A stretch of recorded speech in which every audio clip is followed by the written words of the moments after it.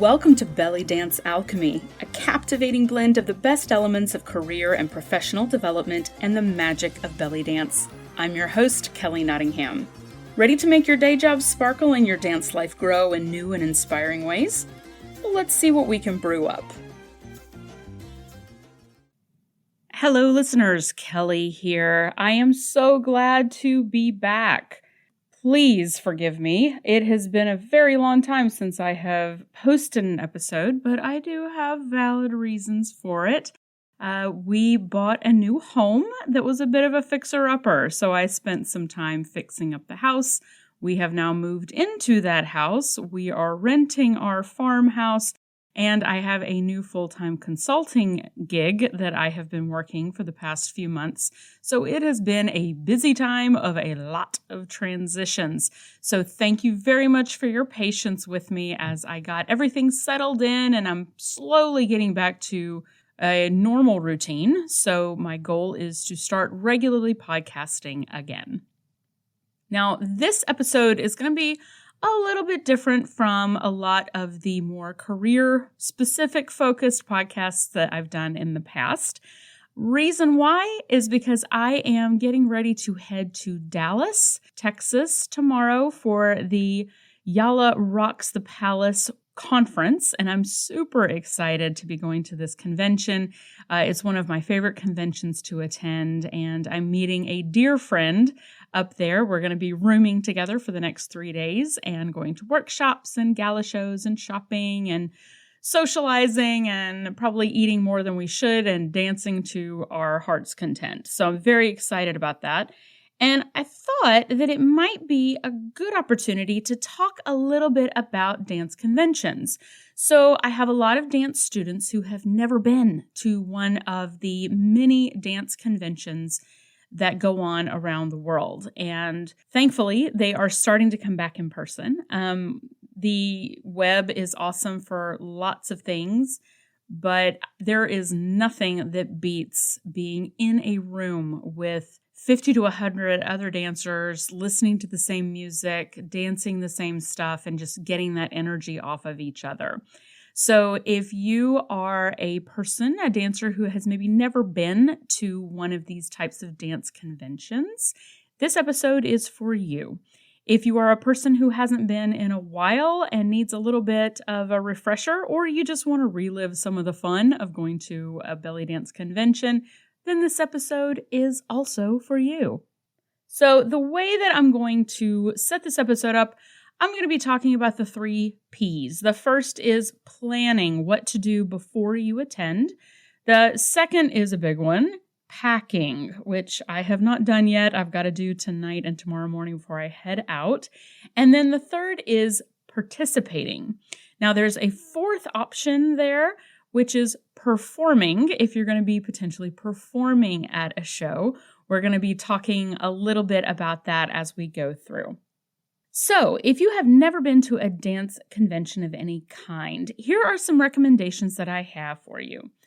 Take some time to really research the type of convention that you're interested in, and do this very early.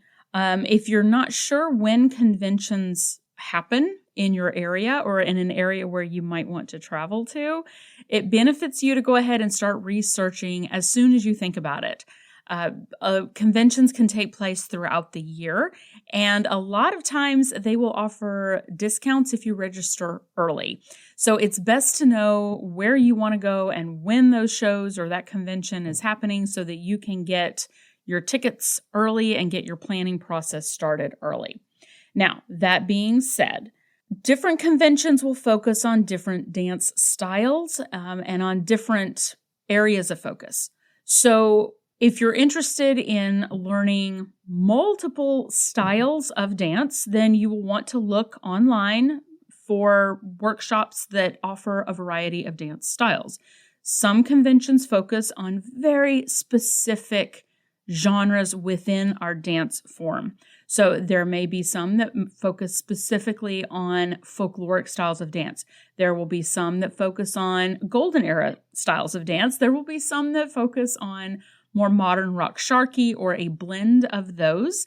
There will be some that focus on fusion styles, and there will be some that have a smattering of everything. So if you're interested in maybe getting your jingly dance toes into a lot of different styles, you may want to find one that has a lot of different types of workshops with a lot of different types of teachers and styles being offered. If you're not sure, you can always talk to dance friends of yours who have been to conventions. Maybe your teacher has either been to conventions or has taught at conventions. You can also reach out online to any of the gazillion belly dance groups online to get some advice on which types of conventions might suit your needs best. If you are looking at a convention and you're thinking, maybe I only want to take 1 or 2 workshops, maybe only stay for a day, look at the pricing, see if that's going to be the way to go, is to buy maybe just 1 or 2 workshops. However, if you are going to be taking more than a couple of workshops at this convention, you may want to consider buying a package deal. A lot of these conventions offer packages. So this can include all of the workshops available or a large number of workshops that are being offered. Plus, a lot of times it also includes the gala show tickets. And you want to take the opportunity to go to the gala shows because you can really feel and learn so much more integrated in through your eyeballs and your ears by watching other dancers perform. It's great to cheer on your fellow dancers as well. So don't skip those shows if you have a chance. Now, even if you may not be staying for the full convention, you may still want to look at the cost of buying the separate workshops versus the price of that package deal. I know one convention that I attended, it was one of the first ones I attended actually. They had a package deal and I was like, I don't know if I want to spend that much. But when I started looking up the workshops and I thought, well, I'll only do like maybe 3 workshops instead of doing the full package, there was such a small difference in price between 3 individually priced workshops and buying the entire package deal that I just went ahead and bought the package deal because I got the free gala show tickets included. So it worked out to be a really good bargain. Another thought that I want to throw out there is, yes, sometimes these conventions can be expensive. The prices on them will vary dramatically though. So you may be attending a convention where each one of the workshops is $80 or $90 when you do the math. Some of them you can go through and look at and they have amazing teachers teaching, and the workshops actually come out to about $40 to $45 a workshop. So if you are looking at the price tag of some of the conventions that may be closest to you, maybe within driving distance of you, and you're thinking, that's really, really expensive for me, not sure that this is maybe exactly the style of convention I was looking for, the types of dance or the teachers I was interested in working with, then very seriously consider looking outside of your driving distance area. It may be cheaper to get tickets to a different convention and buy a plane ticket versus driving. You may be surprised. So don't immediately discount conventions that might be outside of your driving distance area. You may find something that is not a terribly expensive flight away that has exactly the workshops and the opportunities that you're looking for. All right. Before we buy our tickets, we want to also consider the option of performing. If you are interested in performing, take the opportunity to do so. You will not dance in front of a friendlier audience than you will dancing at a belly dance convention. There are competitions, and a lot of different conventions offer competition style performances where you have people performing in a variety of specialities and solos and groups and duets and improvisation or with props or different styles, that kind of thing.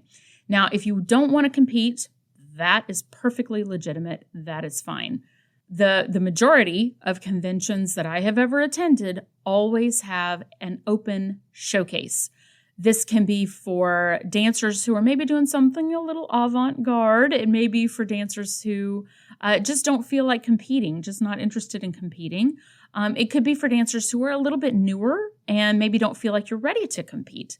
It could be for dancers that are like, I've competed so many times, I just want to go relax and enjoy myself on stage. There are often showcases or haflas that you can sign up to attend and perform in. Now, if you're going to do this, make sure that you find out about the allowed time limits for your music.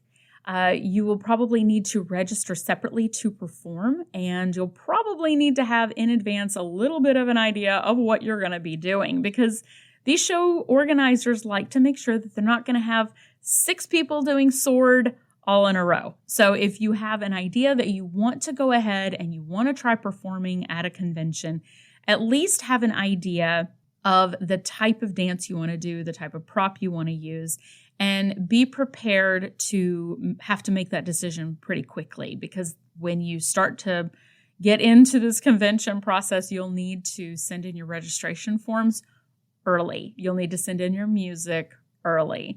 So have an idea of what you want to do. Think about it, and you don't have to perform if it makes you nervous, but it is a very friendly, loving audience that you'll be performing in front of. So just think about that. Now, if you are going to be staying in a hotel overnight, they may have discounted rates, so that's worth asking about. And sometimes you can actually find people who are also going. It could be through a Facebook group. It could be through, your local dance community, finding someone who is also going to the convention that you can be roomies with, so you can split the cost of the room. All right. So that is the planning phase. Hopefully that has inspired you to think a little differently about how you might want to attend some of these conventions. All right, so let's get to the fun stuff. Packing. Expect to take more than you usually would need for a 3 or 4 day trip. I'm just going to throw that out there because I always surprise myself by how heavy my suitcases are, and I said plural suitcases, yes. So here are some things to think about when you are packing for your convention experience. Now, obviously, you're going to want to have all of the standard stuff if you're going on a trip. If you wear contacts, you need your extra contacts, you need your glasses, you need underwear, you need socks. You need medications that you may normally need to take. Anything that's that normal stuff. Obviously, you'll want to take that with you. However, there's a bunch of other stuff that you may not really think about that you would need to take on this trip. Or if you have never gone on one of these conventions, get your pencil and paper ready because I'm getting ready to give you a packing list. All right, here we go. Yoga pants and workout shirts. Don't forget your sports bra if you need them. Hip scarves. I strongly recommend finding non-noise making hip scarves. A lot of workshop leaders prefer that you wear a hip scarf without beads or coins or other things that are going to make noise, because you're going to potentially end up in one room where the acoustics are not all that great, and you're going to have 100 people. If 100 people in there are wearing coin hip scarves, it gets loud. So my recommendation is to find scarves that have no sound effects, or just plan to go without one. All right, next up, you will need to bring props for any workshops that will require them. Now, this is an important little note to self, and I say note to self because I thankfully remembered to do this just like 2 days ago. When I registered for the convention that I'm going to this weekend, the teachers had not decided yet on the topics that they were going to be teaching. So I knew, for example, that Aziza of Canada was going to be at this convention. And thankfully, I'm very excited. She's going to be doing veil. But at the time when I registered for the workshops and I was looking at the descriptions of the workshops, she had not yet decided, or they had at least not advertised, that she was going to be doing a veil workshop. Why is this important? Well, I wasn't planning to bring a veil until I saw that, and it says, please bring veil. So yeah, now there is a veil on my packing list. So even if you think you know what the workshops are going to be, it never hurts when you're getting ready to pack to go back through and look at the descriptions of the workshops to ensure that you have any props that you might need. I recommend as well bringing some kind of dance shoes or socks. If you have some kind of, little ballet slippers or something like that. Workshops at conventions like this are either usually on a hard wood floor, or they could be on a hard concrete floor, or they could be in a hotel with carpet, which means that the floors are going to be rougher on your feet and your knees than maybe dancing at your home studio. So if you have a tendency to need a little bit of gentleness on your feet, make sure that you bring some kind of little dance shoe or ballet slipper that you can wear. If you are going to be doing some kind of debkey or some other type of bouncy dance form, double check to make sure you have your sports bra with you and make sure you bring some kind of comfortable sneakers and socks to go with them. Those types of kind of bouncy dances like debkey can get very tough on the knees and on the feet, especially on those uncomfortable floors. So it's always best to be prepared. Now, that being said, I also recommend bringing muscle rub and pain relievers just in case. You also may want to bring a first aid kit with Band-Aids, some kind of antiseptic stuff, just in case you might get some blisters along the way. You want to be able to take care of those. Bring a notebook and a pen or a pencil. Even if you don't have the opportunity to take notes during the workshop, just take a few minutes after each workshop to sort of download onto paper what you learned. Now, if you expect that the workshop was so amazing and you learned so much and you think, I'm never going to forget that. I remember exactly what we did. You will forget it by the end of the day, trust me. So make sure that you have some way to record what you learned, either on paper, in a little dance journal if you have one. You can pick up a really inexpensive little, notebook at a dollar store for literally $1. So grab yourself a journal so that you can jot down after the workshop some key things that you got out of that workshop.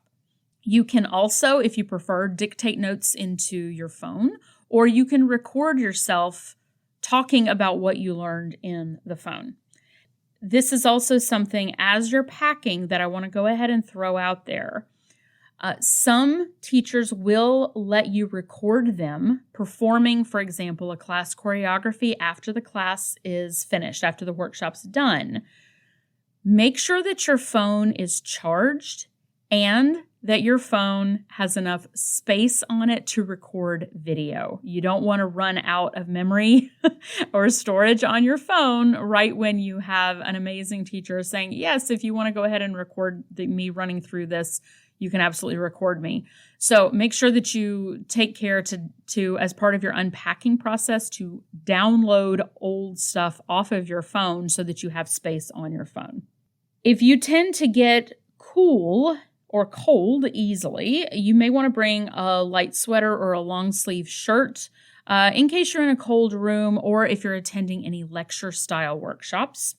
You also, if you are planning to go to the gala shows, you will want to bring something a little bit nicer to wear, something a little bit dressier maybe.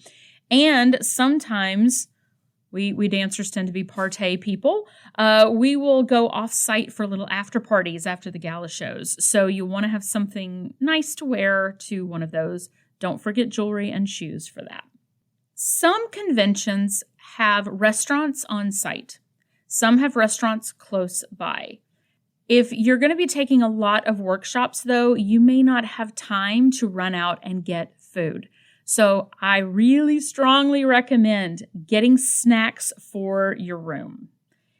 You can check on the hotel. If you decide you're going to be staying at a hotel, you can always look and see if there is like a mini fridge in your hotel room so you can get snacks, you can get water, you can get extra, caffeine drinks, whatever you may need to get yourself going and up and running throughout the day.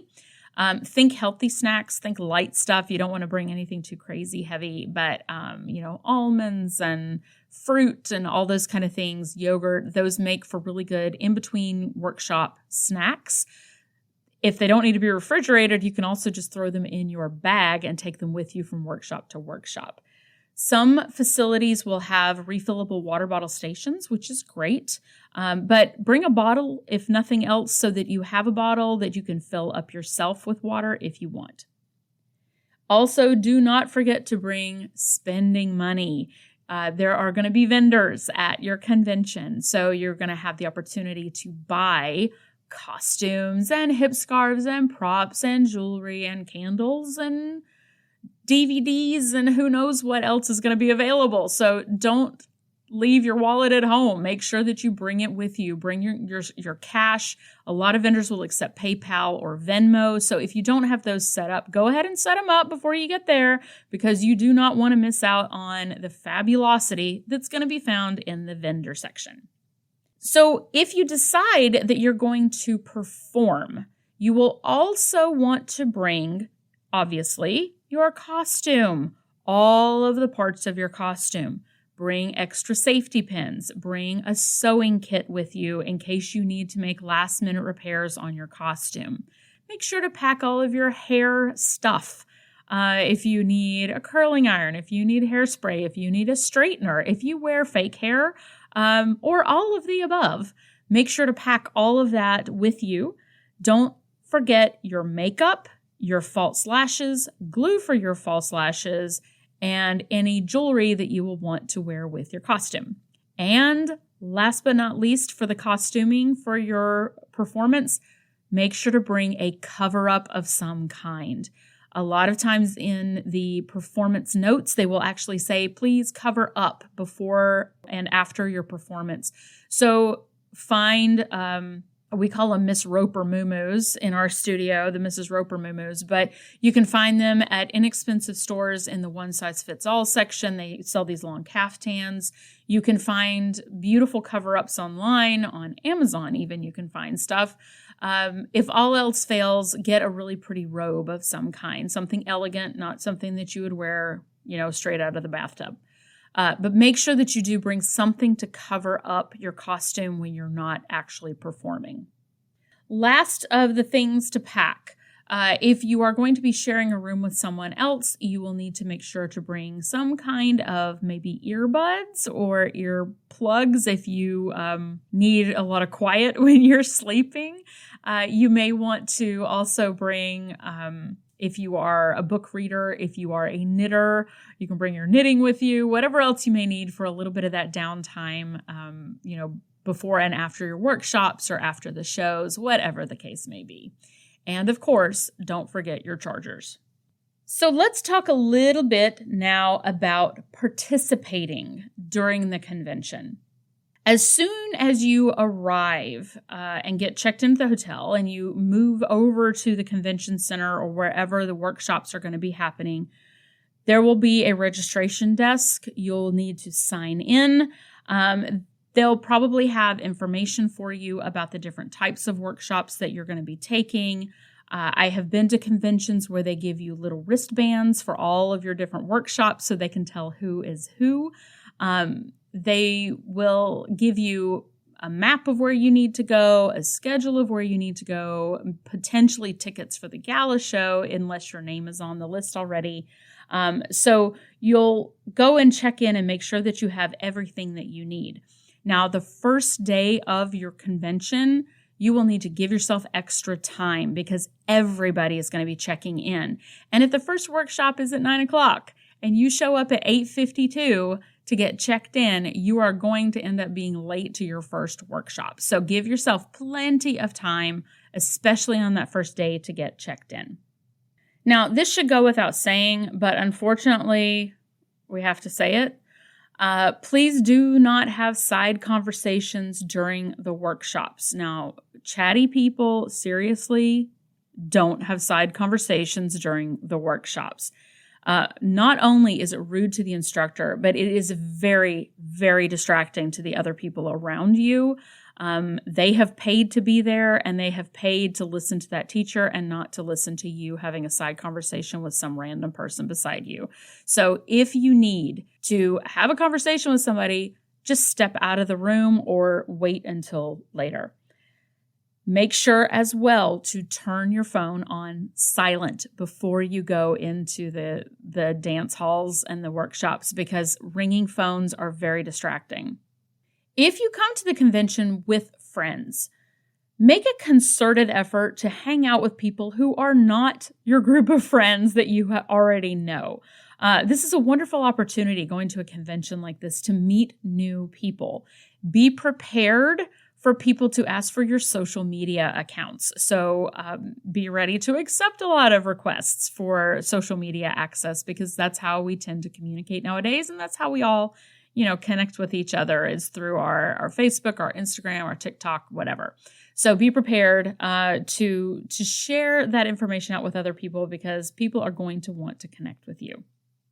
Don't worry about how you look in workshops. And if you're a newer dancer, or this is your first convention, this is especially for you. I want to really stress to you, nobody's there judging you. Nobody is there to watch you and make you feel bad if you are newer to dance or this is a bit challenging for you.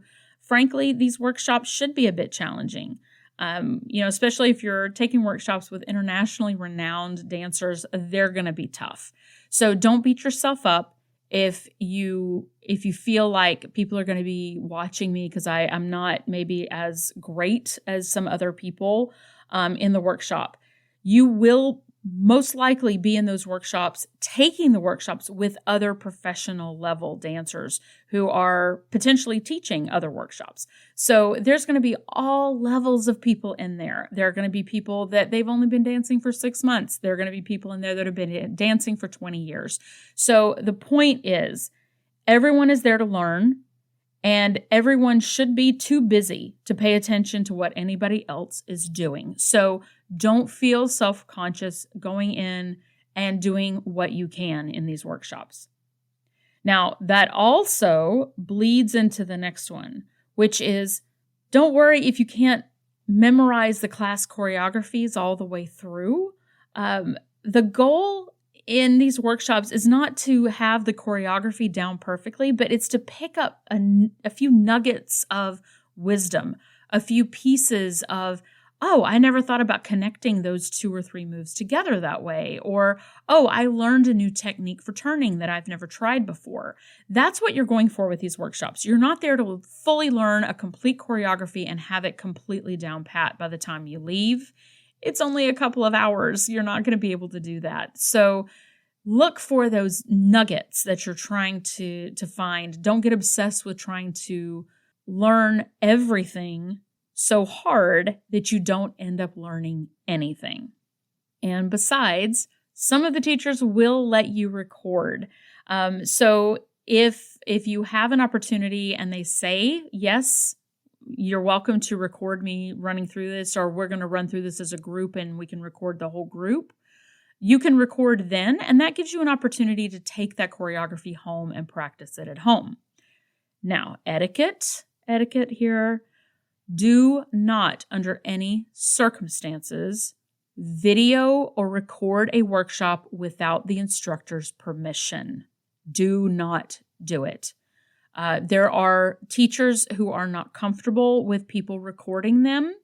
There are teachers who are okay with recording you, as in you doing the choreography and a group of people doing the choreography or whatever and getting recorded. Maybe they are just not wanting to be on camera. And then there are a few that just, they don't want anybody to record their stuff at all. For the most part, most teachers, instructors will let you record, but you do need to get permission first. And ask them if they haven't mentioned it. They can set aside some time either right after a break or right before a break or at the end of the session to do that recording so that it's not disruptive to the rest of the workshop. So this is a random side note. If you have 2 consecutive workshops in the same room with a break in between, Don't leave your dance bag in the room during the break. Ask me how I know. A kind-hearted person at a convention that I went to one time did not realize that I intentionally left my bag in the room, and they ended up picking up my bag after the workshop and taking it to security because they were like, somebody left their bag with all of their stuff in it and their phone and everything in it. I had literally just gone to the bathroom and I was coming back in to get my bag. And when I came back, it was gone. So I had to hunt down where my bag went. And I appreciate that that person was looking out for me. It was very, very kind of them. But it taught me a lesson, which is don't leave your stuff laying around because somebody will assume that it's lost. Lastly, belly dance celebrities are, I would say 99.9% of the time, super friendly, warm, and welcoming people. Don't be afraid to go up and say hello to them after the workshop. Before the workshop, they may be trying to get ready for that workshop. It might not be the best time to approach them. Wait until afterwards. Go up and say hello. Say thank you for the workshop. Introduce yourself if you want. Some of them will let you take photos, especially if you're just totally fangirling out about meeting them. And it gives you an opportunity to see these people close up and realize that they are genuine, loving, kind people who enjoy sharing this dance form.